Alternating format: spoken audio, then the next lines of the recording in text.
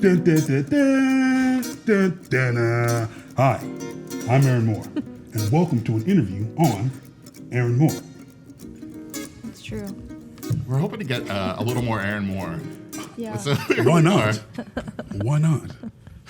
I've got a fever. And only Aaron. And only Aaron Moore. The moment I wake up, Wow. get my smiley face cup, I save a little bit for Aaron, and ever, forever, you'll be in my heart. I know what? No, I said I was going to behave, and I'm going to behave. We haven't gotten to wrestling yet, so it's all right. All right. No wrestling moves being done in studio. Not yet. Not yet, David. Not yet. So you were on last year, which is odd that it's been sort of so long and all, but you've been obviously busy, but you've got a lot of stuff coming up in the next few months, this month particularly. But what's been going on? What's this year been for you? What hasn't it been? It's been a roller coaster of emotion and projects. No. So last time we spoke, we did. I was in the midst of Miss Martha Washington with the Black Theater Troupe of Upstate New York, which was this fabulous, wonderful project. And was great. And now I am in the midst of Whitewash, which is a theater documentary piece about African American history in America that has been whitewashed. And we've been doing that since September. Yeah. We started out with 3 shows, which were really great. We sold out 2 of those 3 shows, and people have loved the project so much. And why shouldn't they? The actors are great. The director, Michael Kennedy, is really great, and they've asked for us back. So we've added on several more shows after those 3 shows. I'm going to be but unfortunately my last one is going to be this weekend, February 1st. We're going to be at Alpaca Gallery. That show is unfortunately sold out. But the show will continue. It will continue. It's I think the next one is going to be in March. Yep. So look out for that. It's Facebook, Creative Action Unlimited. It's on Facebook, so all the details for the show should be there. But this weekend is going to be my last show, unfortunately. But I've had such a blast, and it has been such a roller coaster of emotion from just the theater aspect of it to the theme and marks of the show. It's something I'm going to miss, but I've had such a wild ride with it. I mean, we had Dee Collin and other folks involved on as it was. During the first 3 shows, and man, it was. I mean, obviously it's extremely intense, but then we saw the reaction that Richard was taking photos at the show at the Alpaca Gallery, and there were tears in the audience. You saw people really, and then I talked to folks about what was going on with it, and obviously the actors are going through a lot. Yeah.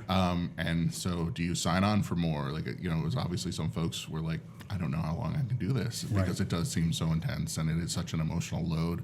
So are you doing it because of schedule reasons, jumping off? Or, I mean, are you sort of, what has it done? I mean, what has it done to you in that process? It seems really cathartic. It's been, I would say this, it's been such a space of relief and openness and safety and expression to be unapologetically Black in open spaces here in the Capital District and perform that. We get so, there's chances that pop up here and there more than they have been before, but the balance is still so off tilt. This has been such,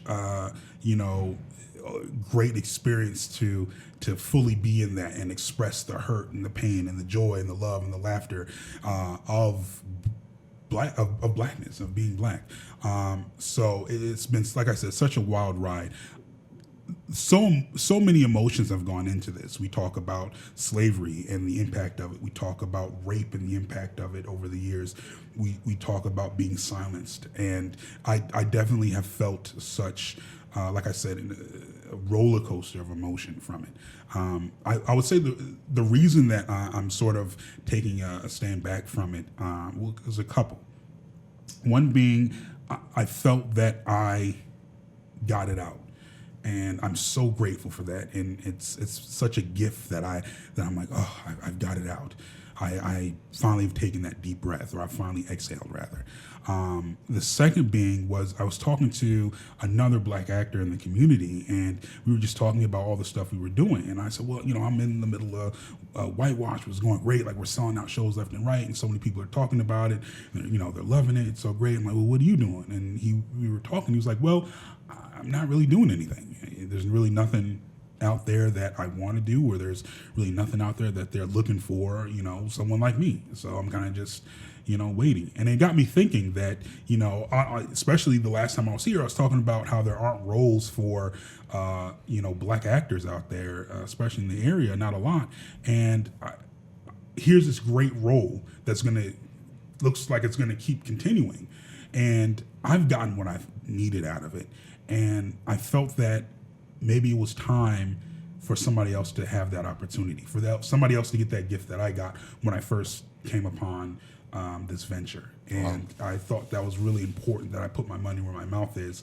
And I don't want to say sacrifice, but sort of pass the baton off to somebody else to go, I got this amazing thing, it's your turn now.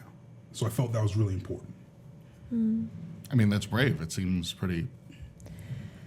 Well, it's also interesting because it just keeps highlighting that, like, why aren't there more shows where people would be able to be doing this at the same time? Like, if that's one person who now gets to play that role, like, I'm sure there are so many other people out there who are like, oh, I wish I had that too. So it's like, there's only got to be more people. Yeah, it's a lot. Yeah. But you are moving on. You're doing a reading, right, later this month? Yes, so I'm doing. We're not in February yet. Right. I keep forgetting. It's like it's sneaking upon us. So I'm doing February 7th. I'm directing a stage reading of The Meeting, which is a play that was written in the early '80s.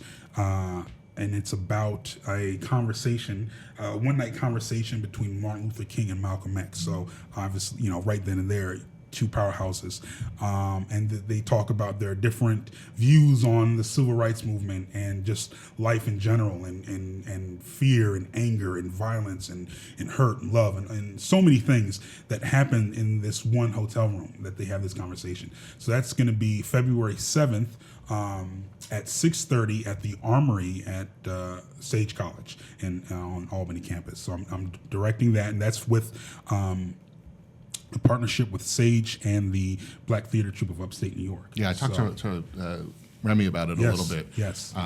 And obviously, it's a powerful piece, and I think people should get out there. But there should also be, as we're talking about, there should be more opportunity throughout the year. Yeah, and, absolutely. But it is really, I think it really says something, though, that Whitewashed has been able to continue and has gotten the interest and excitement. I mean, there are people who feel like this is a really important work of art, and it, and to know that there's something that could be staged again should this come to an end, but and fill that sort of need.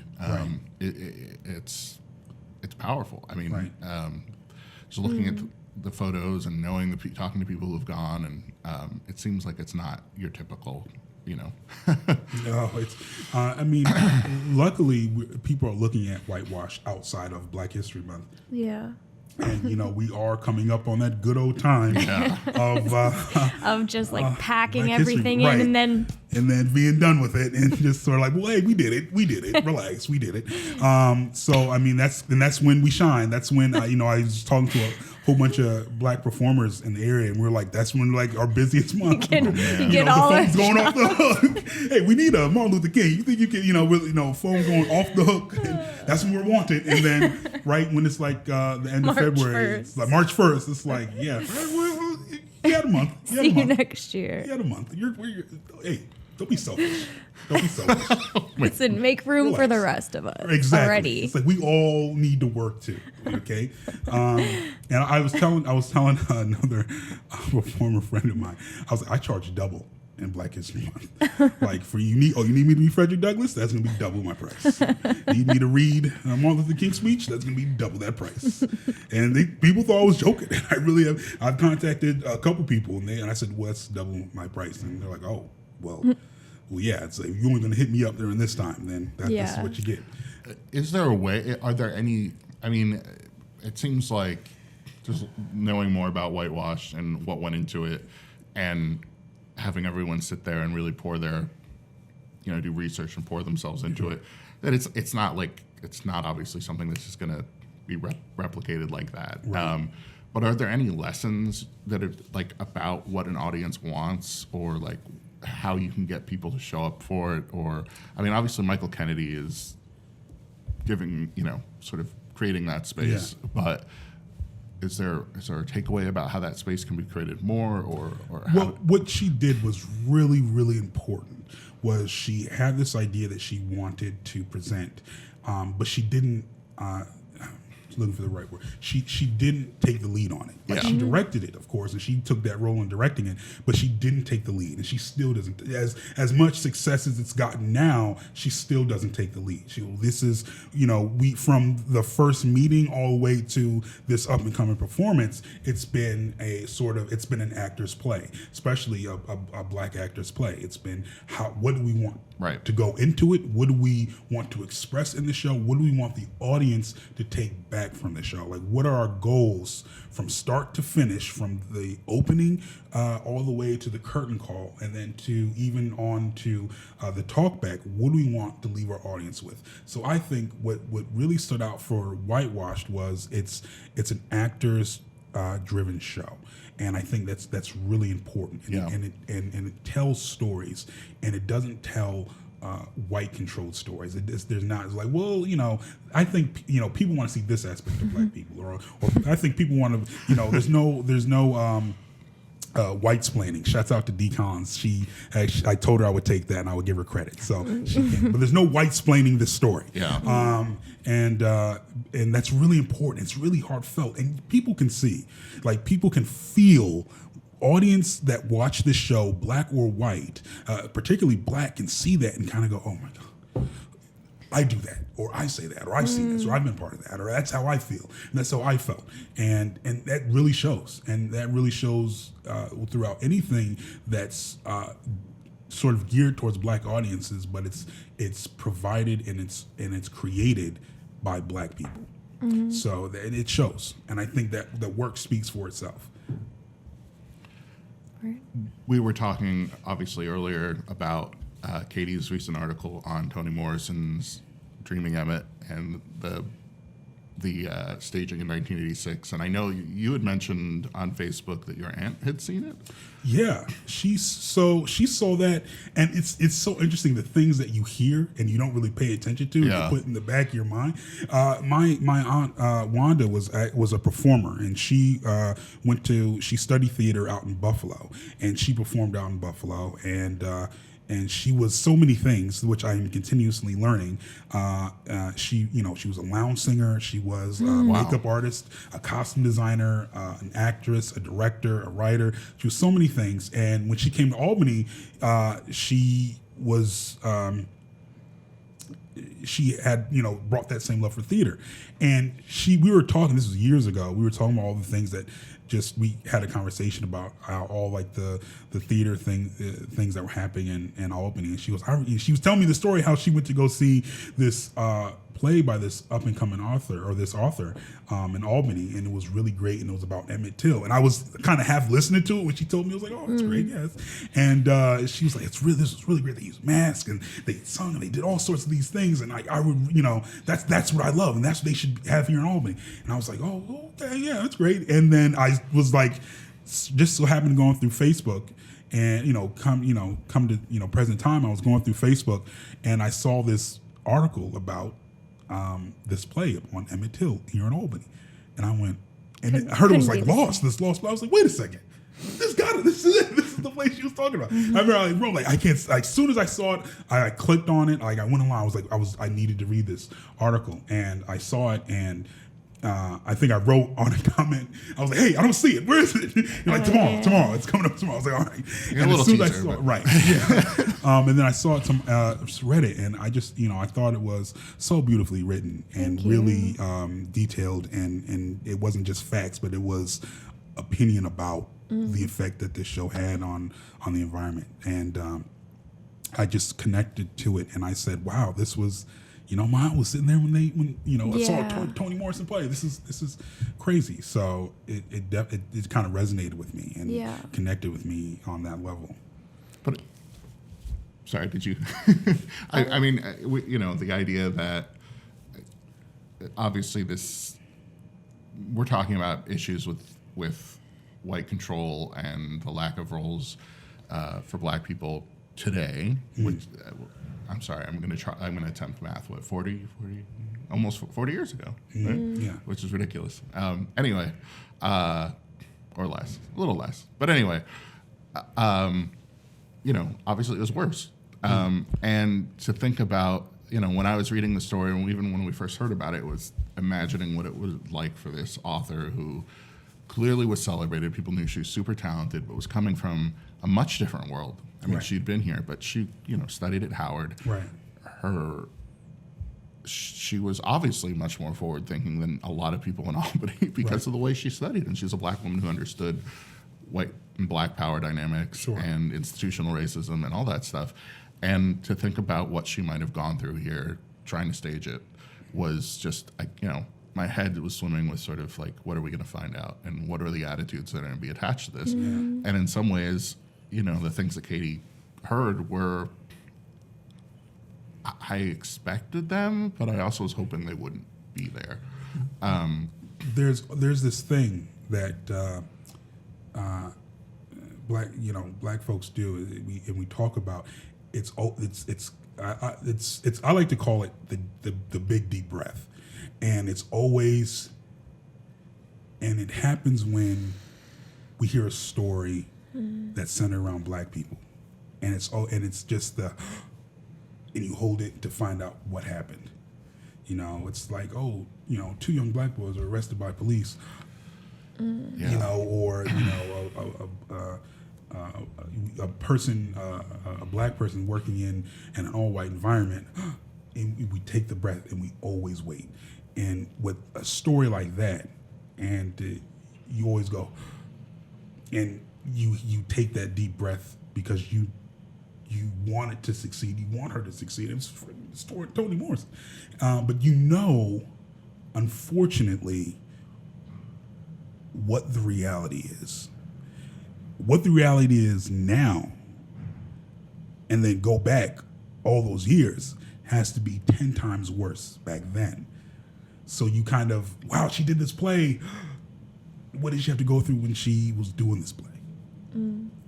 And it unfortunately didn't surprise me. And to say that about a place where I live and was raised and I love, it's hard to say it doesn't surprise me. What surprised me wasn't that it had happened, but that no one had thought about it critically since. That the narrative has been maintained, that she was difficult, that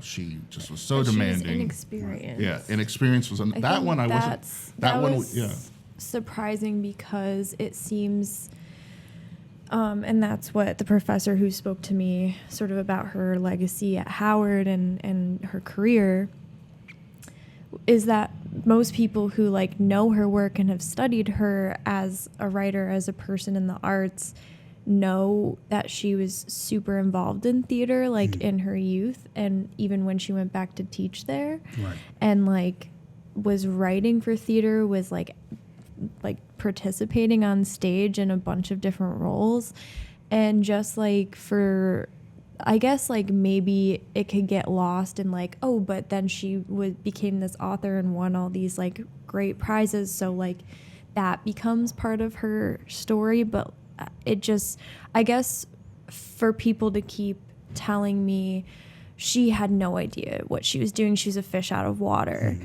was like, how, I don't know, that was the most interesting thing to me to be lost in, and just be like, well, how did nobody figure that out or know what she was coming from even after all this time? Like, because it shows that no matter how high success you can obtain, being black in this country, being black in this world, creative or not, there's still that sort of ball and chain that you have. yeah. It's like, oh, it was a miracle for her to be this good at one thing. She couldn't possibly be that good at I mean, few multiple of them. things. That's Or like, preposterous. wow, like, you know, it's always that thing where it's like, yes, she was the first black woman to win a Nobel Prize in literature. Right. And it's like, there it is. And that's, She there it was is. the first black woman to win a Nobel Prize in literature, but she was a fish out of water. Right, She was difficult. right. And she was difficult, and she was angry, and she couldn't work with her. Where did that anger come from? I mean, she did all this, but I mean, they still say stuff about Martin Luther King. I mean, out of all the great things this man did, they'll say, well, I mean, he was a great orator, but he didn't, fill in the blank. So it's unfortunately, we live in a time at the moment where how high the ladder is for you, that connection of that ball and chain is still connected to you. Mm-hmm. And unfortunately, that's how and it's always something. Yeah. You could be overexperienced. She could have been overexperienced and have directed 50 million shows, and it would have been something else. Yeah. Well, maybe she knows. Maybe she needs to retire from doing all this great. So it'd be something like that. So Her there's greatness always, has tainted the maybe the greatness is too much. Which is for her actually sort of to what's have. been put forward in some of the interviews. Like, it's like, well, she I knew what believe she it. wanted too much. I believe and it. she wouldn't let it go. She was too great. Yeah, and the idea that the idea of why would she be difficult? Let's think about this. Like, I mean, besides the environment she's working in, surrounded by white people who, she probably inherently does not trust to get her vision, and knows didn't grow up with all the things that she's burdened with and wants to say about this play. She has to fight for her vision, and that's what all great artists do. And most of them who are white men and authors who fight for their vision, or difficult, or brood and drink, or brood and beat are their mean wives, and or awful people. are brooding and celebrated for sticking Like, to their oh guns. yes, John Lennon. Yeah, yeah. Like, I what mean, an artist. Think about it. It's like two things. It's sort of who has the control to think about how the Capital District, our little piece of the world, had Toni Morrison. Oh, it's insane. The Toni Morrison, like, be here, not come here to visit and go off. Was here Teaching. in it, teaching and performing and directing a play, and the powers that be didn't promote it. I didn't know, even when she unfortunately passed away, I never knew. I mean, promote that she was here, but never told anybody that or not told anybody, but it wasn't as much as it could have been, promoted as much as it could have been, that It's she like was here with the show. a few sentences in like her write up, like in like their TU Right. after she had died. It, like, sort of mentioned that she had done this play, and that's what was so much of the mystery for us going into this, was like, why, like you've said before, why for an area who like gets someone here Yeah. for 3 days, and it's like, whoa, What don't we what's know his about name? Bradley They Cooper's named- time? Yeah, or in what's his Schenectady? name at St. Rose?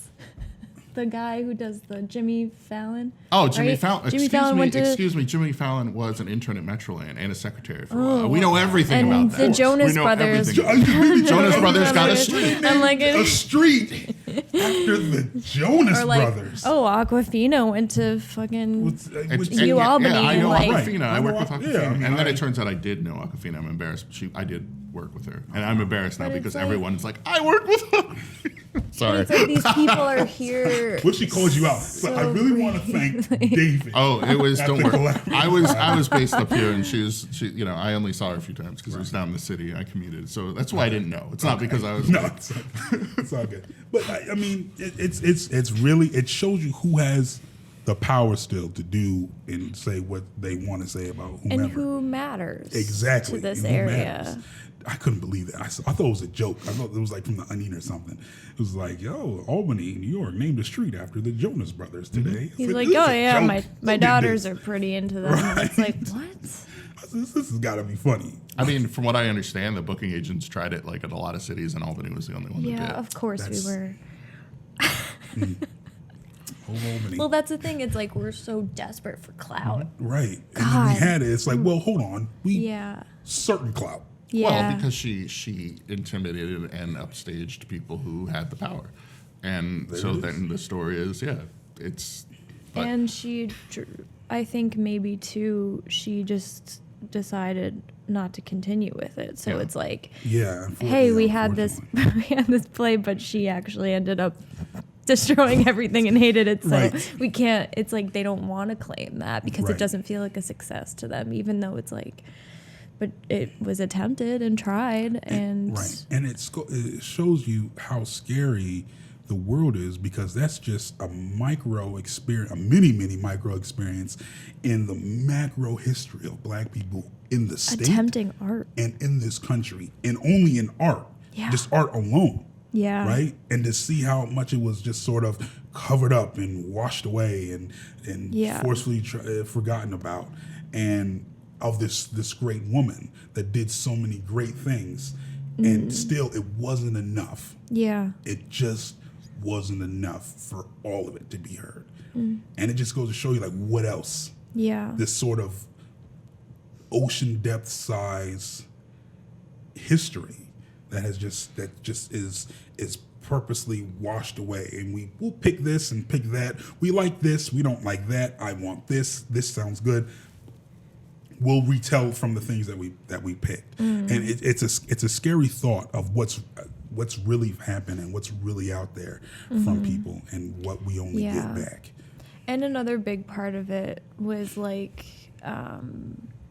talking to Dr. Williams again, the professor, she had brought up that people, the audience at the time, probably weren't ready to be forced to sit and watch a story about violence against young Black men for like just being killed for nothing, because the story was more not necessarily about Emmett's story, but about the larger Yeah, I mean, issue that right. was facing like all people and people who were being forgotten. Right. She didn't and leave it there. I swept mean, that's under the what's so, rug. like, the idea that she then has the woman come out and sort of say, why were you staring at white women? And I mean, she took it Right. to another level. It wasn't Right. just Emmett Till. It was about, I mean, it was, for now, it would be seen as provocative and taking steps maybe you shouldn't. And she was willing to go there then. And yeah, I mean, it's a play that seems to me, it was like, I keep reading that it was confusing or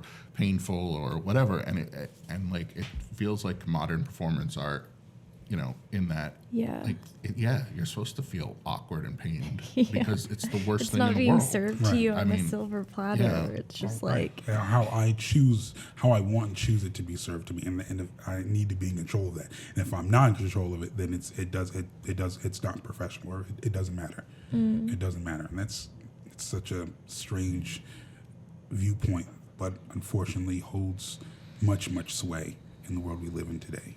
yeah. Deep sigh. Deep sigh. On to exciting. So what else is going on? What else is this? Are you still doing classes at Rudy? I am. So every Saturday, 12:30, I'll be at Rooted.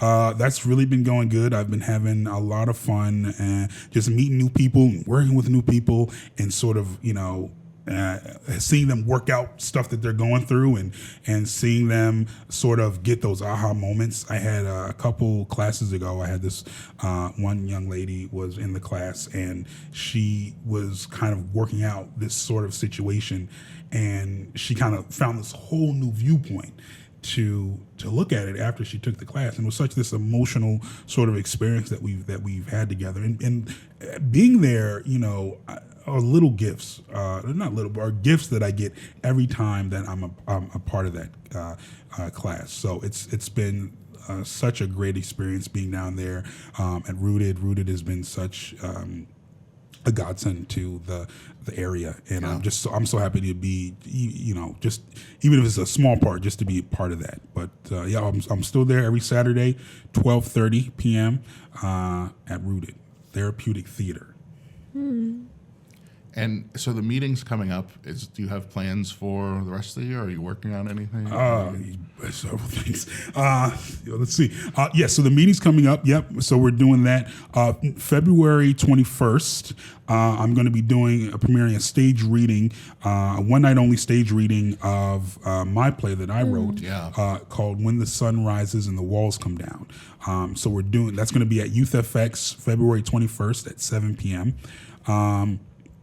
And we're doing this. It's a free performance.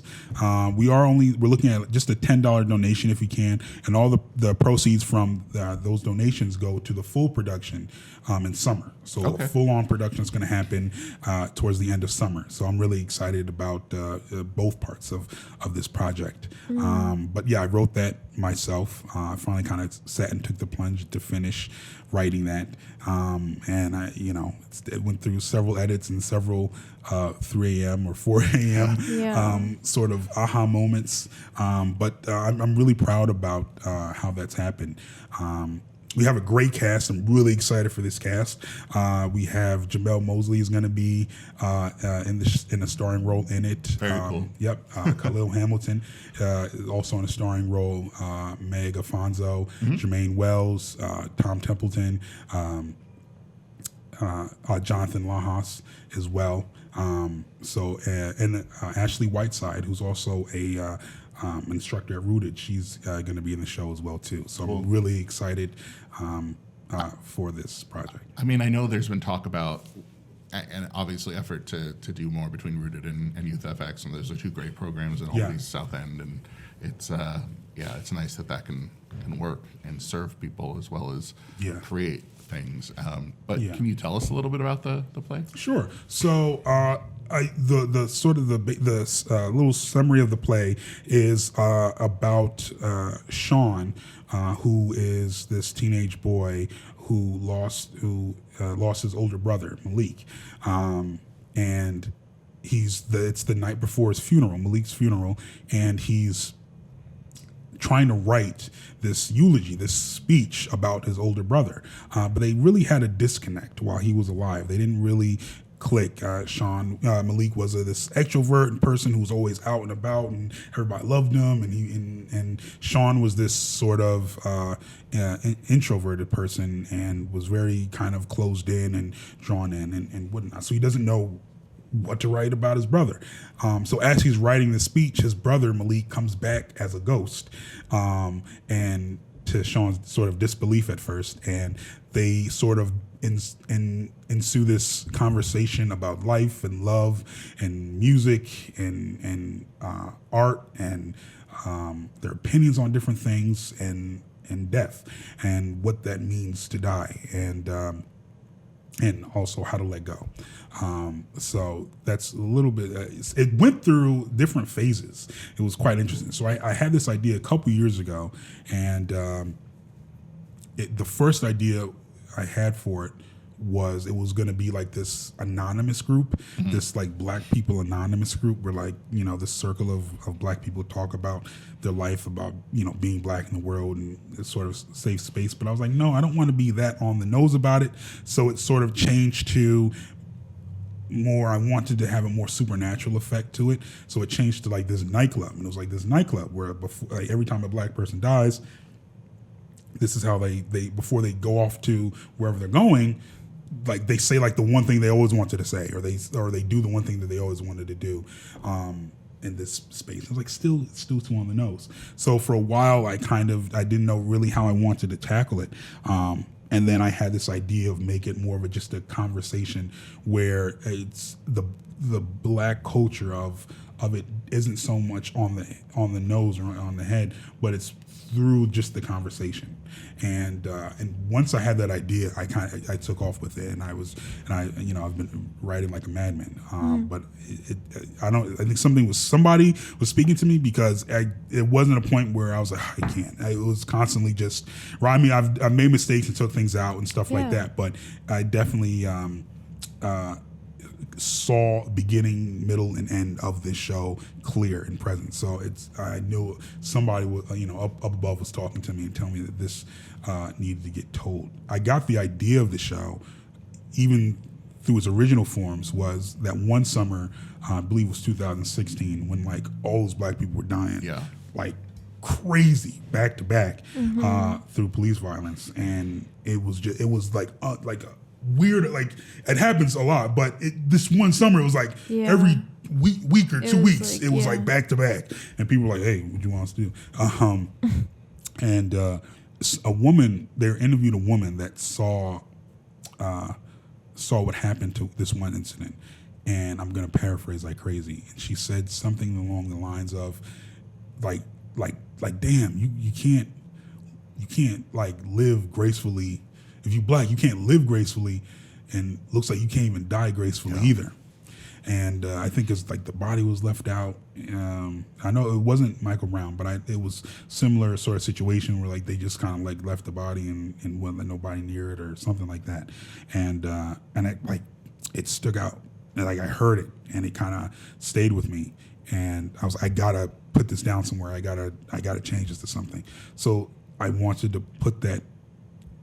to create a show about it, and I think the basics, the basic elements of the show is about how to say goodbye to somebody and how to let them go gracefully.